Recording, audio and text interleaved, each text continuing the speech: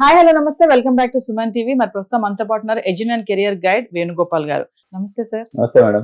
Sir ఇప్పుడు IIT, NIT, triple ఐటీకి వీటి మధ్య డిఫరెన్షియేషన్ ఎలా ఉంటుంది సార్? అంటే అడ్మిషన్ ప్రాసెస్ కానీ ఆ ఫీజెస్ వివరాలు కానీ దేంట్లో ఏమైనా ఎక్కువ తక్కువ ఉంటాయంటే ఒకసారి మా వ్యూవర్స్ కోసం. మేడం యాక్చువల్గా IITs, NITs, triple ITs, GFTIs ఇది 4 భాగాలు మేడం.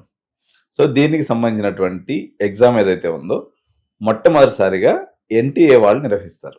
2 సెషన్స్గా నడుస్తుంది. ఫస్ట్ స్క్రీనింగ్ అంటారు దీన్ని. ఫస్ట్ స్క్రీనింగ్ వచ్చేసి జనవరిలో ఒక ఎగ్జామ్ నడుస్తుంది అనమాట. దగ్గర ఒక 14 లక్షల మంది రాస్తారు, అటెండ్ అవుతారు. సో దీన్ని జేఈ మెయిన్స్ స్పెల్ 1 అంటారు.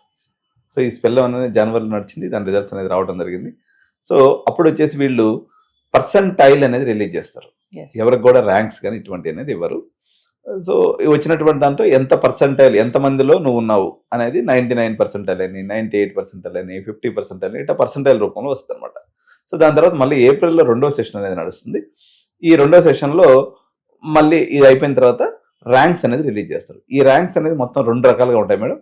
మొట్టమొదటిది వచ్చేసి సిఆర్ఎల్ ర్యాంక్, దీన్ని ఫుల్ ఫామ్ వచ్చేసి కామన్ ర్యాంక్ లిస్ట్ అంటారు. సో ఈ కామన్ ర్యాంక్ లిస్ట్ అనేది ఓసీకి సంబంధించినటువంటి విభాగం అనమాట. కేటగిరీ ర్యాంక్ అనేది వస్తుంది మేడం. ఈ సిఆర్ఆర్ ర్యాంక్లో ఆ పర్టికులర్ క్యాస్ట్ వాళ్ళకి సంబంధించినటువంటి ర్యాంక్స్ని మళ్ళీ ప్రత్యేకంగా ఇస్తారు.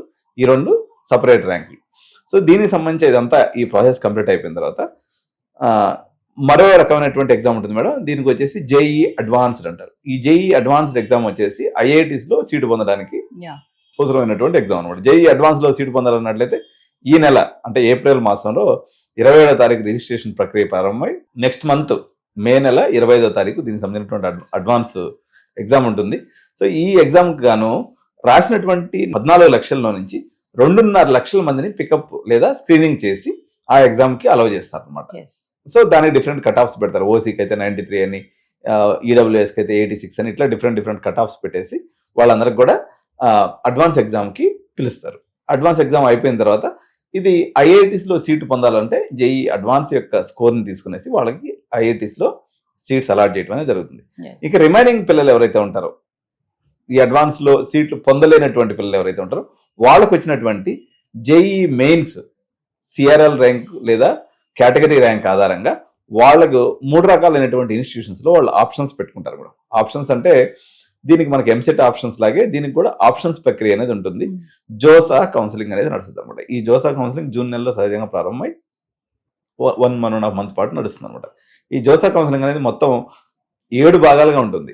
జోసా మెయిన్ ఆప్షన్స్ వచ్చేసి 5 భాగాలుగా ఉంటుంది. JoSAA counselling 1, 2, 3, 4, 5. దాని తర్వాత స్పాట్ అడ్మిషన్స్ లేదా సిశాబ్ అనేటువంటి రూపంలో సిశాబ్ కౌన్సిలింగ్ అనేది నడుస్తుంది. సో ఈ 7 కౌన్సిలింగ్లు అయిపోయిన మీదట వాళ్ళకు వచ్చినటువంటి ఎన్ఐటీస్ 32 ఎన్ఐటీస్ ఉన్నాయి, అదేవిధంగా ట్రిపుల్ ఐటీస్ ఉన్నాయి, అదేవిధంగా జిఎఫ్టిఐస్ ఉన్నాయి, గవర్నమెంట్ ఫండ్ టెక్నికల్ ఇన్స్టిట్యూషన్స్ అనేవి. వీటిల్లో విద్యార్థులు అనేవి వాళ్ళు సీట్లు పొందుతూ ఉంటారు. కమింగ్ టు అడ్మిషన్ ప్రాసెస్ ఎలా ఉంటుంది సార్ దీనికి? సో అడ్మిషన్ ప్రాసెస్ అనేది జనరల్గా వాళ్ళకు ర్యాంక్ వచ్చిన తర్వాత వాళ్ళు కానీ లాక్ చేసుకున్నారంటే ఆ కాలేజీకి వెళ్ళి రిపోర్ట్ చేసుకొని అక్కడ ఉన్నటువంటి ఫీజులు ఏదైతే ఉన్నాయో సహజంగా మేడం ఎన్ఐటీస్, ఐఐటీస్లో ఎవరికైతే సీట్లు వస్తాయో వీళ్ళు ఫైనాన్షియల్గా పెద్దగా ఆలోచించాల్సిన అవసరం లేదు మేడం. ఎందుకంటే దీంట్లో ఫీజెస్ ఎక్కువే ఉండవు. 1 లక్ష నుంచి 2 లక్షల లోపే వీటన్నిటిలో కూడా సీట్లు ఉన్నాయి. కొన్ని ట్రిపుల్ ఐటీస్లో మాత్రం మీకు ఒక 4 lakhs 5 lakhs కూడా మనకి కనిపిస్తుంది అనమాట. ప్రైవేట్ ట్రిపుల్ ఐటీస్ ఉంటాయి వాటిలో. అయితే ఎక్కడైతే ఈ మంచి కాలేజీలు అవ్వడం వల్ల భారతదేశంలో ఉన్నటువంటి టాప్ మోస్ట్ స్టూడెంట్స్ అందరూ ఇక్కడికి అలాట్ అవడం వల్ల బ్యాంక్స్ కూడా చాలా ఉదారంగా వీళ్ళకి లోన్స్ అనేది ఇస్తారు. ఎట్టి పరిస్థితుల్లో ఫైనాన్షియల్గా వీళ్ళు బాధపడాల్సిన అవసరం ఉండదు. అంటే జాబ్ ఆపర్చునిటీస్ కూడా బాగానే ఉంటాయి ఇటువంటి ఇన్స్టిట్యూషన్ లో చదివితే అని అంటున్నారు కదా సార్. మరి సీట్ కొట్టాలి అంటే మార్క్స్ కానీ వాళ్ళ ప్రిపరేషన్ కానీ అంటే నార్మల్ స్టూడెంట్ అక్కడ సీట్ కొట్టలేడు అని అంటారా? నిజమే మేడం. ఎందుకంటే మేడం ఇప్పుడు భారతదేశంలో ఉన్నటువంటి 14 లక్షల మంది ఎవరైతే ఎగ్జామ్ రాస్తారో వాళ్ళందరూ కూడా ఎన్ఐటి, ఐఐటి కలగానే ఎగ్జామ్ రాస్తారు. సో ఇది ఒక రన్నింగ్ రేస్ లాంటిది. చాలా రకమైనటువంటి చాలా మంది అనుకుంటారు మేడం బాగా చదవటం లేకపోతే బాగా హార్డ్ వర్క్ చేయటం ద్వారా మనకి సీట్ వచ్చేస్తుంది. దీనికి చాలా ఫ్యాక్టర్స్ ఉంటాయి మేడం. ఐక్యూ, ఈక్యూ అనేది అయితే మన ఇంటెలిజెన్స్ ఫ్యాక్టర్స్ ఏదైతే ఉంటాయో అనేక రకాలైనటువంటి పరిస్థితులు, వాళ్ళ కఠోరమైనటువంటి శ్రమ, జనరల్గా 8వ తరగతి నుంచి వీళ్ళు ప్రారంభం చేసి ఈ కసరత్ అనేది చేస్తూ ఉంటారు. కాకపోతే ఇది చాలా మంది ప్రెషరైజ్ అయ్యి అంటే పిల్లలు నేను ఒకటే పేరెంట్స్కి ఎవరికైతే చెప్పడం ఏంటంటే మేడం సపోజ్ వాళ్ళు చదివేటువంటి సెక్షన్ ఉందనుకోండి madam. For example 8th క్లాస్లోనో 7th క్లాస్లోనో విద్యార్థి ఉన్నాడు. వాడు వచ్చేసి 60 members క్లాస్ ఉంటుంది, లేకపోతే ఒక 30 మంది క్లాసులో టాప్ 5 విద్యార్థులకు సంబంధించినటువంటి సబ్జెక్ట్ మాత్రమే ఇదండి. రిమైనింగ్ పిల్లలు దీని జోలికి పోకుండా ఇతర ఎంట్రన్స్ ఎగ్జామ్స్ మీద కాన్సన్ట్రేట్ పెట్టడం మేలు తప్ప టాప్ 5లో క్లాసులో లేనటువంటి విద్యార్థి సహజంగా ఐఐటి కానీ ఎన్ఐటి కానీ క్రాక్ చేసే అవకాశం జనరల్గా ఉండదు మేడం. కానీ సాధన చేస్తే మారొచ్చు కదా అని వాళ్ళ పేరెంట్స్ అనొచ్చు.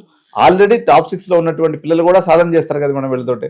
అందువల్ల ఆ రన్నింగ్ రేస్ లో వాళ్ళు సహజంగా ముందుంటారు. ఎస్, ఇప్పుడు చాలా మంది పేరెంట్స్ మీరు అన్నట్టుగానే 6th క్లాస్ 7th క్లాస్ నుంచి ఈ ఐఐటి అనేది స్టార్ట్ చేస్తున్నారు. అంటే అందరి పిల్లలకి ఇది సాధ్యం కాదు అని అంటున్నారు. కొంతమంది పేరెంట్స్ కూడా ఫోర్స్ చేసి వాళ్ళని అదే ఐఐటి చదవాలా, నువ్వు ఐఐటి జాయిన్ అవ్వాలి, ఇప్పటి నుంచే ప్రిపేర్ అవ్వు అని చెప్పేసి ఇటు సబ్జెక్టు ఇటు ఇది రెండు కలిపి పిల్లల్ని కూడా ప్రెషర్ పెడుతున్నారు. అంటే మీరు అన్నట్టుగా అక్కడ సీట్ కొట్టాలి అంటే అది మార్కులు అనేవి ఎంతవరకు రావాలి అంటారు? ఎంత ప్రెషర్ ఉంటుంది పిల్లలకి కూడా? మార్కులు పారామీటర్ కన్నా ఆ పర్టికులర్ స్టూడెంట్ సెక్షన్ లో అంటే 1 to 6th class 7th class 8th class వరకు పేరెంట్స్ అబ్జర్వేషన్ లో ఉంటారు కదా, ఆ క్లాస్ లో టాప్ 5 మెంబర్స్ అంటే ఒక 50 మంది క్లాస్ లో ఉంటే ఆ టాప్ 5 లో ఉన్నటువంటి వాళ్ళు వాళ్ళ అదృష్టాన్ని పరీక్షించుకోవచ్చు. అందులో ఒకరికో ఇద్దరికో రావచ్చు కానీ బట్ ప్రయత్నం చేయటం వరకు. సో టాప్ 5 కింద ఉన్నటువంటి పిల్లలు మాత్రం వీలైన కాడికి దీని జోలికి పోకుండా డిఫరెంట్ సెక్టార్స్ అంటే ఇంకా అనేక రంగాలు ఉన్నాయి మేడం. ఇప్పుడు ఉదాహరణకి ఐఐఎంస్ ఉన్నాయి, ఇండియన్ ఇన్స్టిట్యూట్ ఆఫ్ మేనేజ్మెంట్, ఇవి కూడా ఈక్వలెంట్ ఐఐటీసే. అదేవిధంగా హోటల్ మేనేజ్మెంట్ ఇన్స్టిట్యూట్స్ ఉన్నాయి, NHMCAT అని చెప్పేసి భారతదేశంలో ఉన్నటువంటి మంచి ఇన్స్టిట్యూట్స్ ఉన్నాయి అనమాట. లేకపోతే లా లాంటి కోర్సులు ఉన్నాయి, లేదా డిజైన్ కోర్సులు ఉన్నాయి. ఇట్లా డిఫరెంట్ వర్సటైల్స్ లో వాళ్ళు వెళ్ళటం మంచిది తప్ప ఒక్కటే మోస పద్ధతిలో అందరూ ఇదే కావాలంటే మాత్రం నిజంగా అది చాలా కష్టమైనటువంటి ప్రక్రియ. విద్యార్థులు కూడా దీనివల్ల ఒత్తిడికి గురవుతారు, తద్వారా పేరెంట్స్ కూడా ఇబ్బంది పడేటువంటి అవకాశం ఉంటుంది. సార్ ఫైనల్ గా ఈ ఐఐటి ఎన్ఐటి IIIT డిఫరెన్షియేషన్ ఏంటి సార్? అసలు డిఫరెన్సియేషన్ ఏం లేదు మేడం. ఇప్పుడు జనరల్ గా మనం టాప్ 4 ఇన్స్టిట్యూషన్స్ అన్నాం అనుకోండి, హైదరాబాద్ లో CBIT, వాసవి, VNR విజ్ఞాన జ్యోతి, వీటికి కింద స్థాయి కాలేజీలకి ఎటువంటి డిఫరెన్స్ ఉంటుందో వీటిలో కూడా అంతే మేడం. అంటే ఐఐటీస్ యొక్క లెవెల్ ఆఫ్ స్టూడెంట్స్ తీసుకున్నప్పుడు క్రీమ్ ఆఫ్ ది క్రీమ్ అందరూ అక్కడ చేరుకుంటారు. నెక్స్ట్ లెవెల్ క్రీమ్ NITs లోకి వస్తారు, 3rd లెవెల్లో ఉన్నటువంటి వాళ్ళు IIITs లోకి వస్తారు, 4th లెవెల్లో ఉన్నటువంటి వాళ్ళు GFTI నేర్చుకుంటారు. అంటే ఈ 57,000 మంది టోటల్ నెంబర్ ఆఫ్ సీట్స్ ఎన్నైతే ఉన్నాయో ఒక 17,000 మంది దాంట్లో, ఒక 22,000 మంది దీంట్లో, ఇంకొక 10,000 ఒక 7,000 మంది ఏమో దగ్గర IIITs లో, ఇంకొక 10,000-15,000 మంది మన GFTIs లో. ఈ రకంగా సెగ్రిగేషన్ అనేది నడుస్తుంది. Thank you sir. Thank you madam.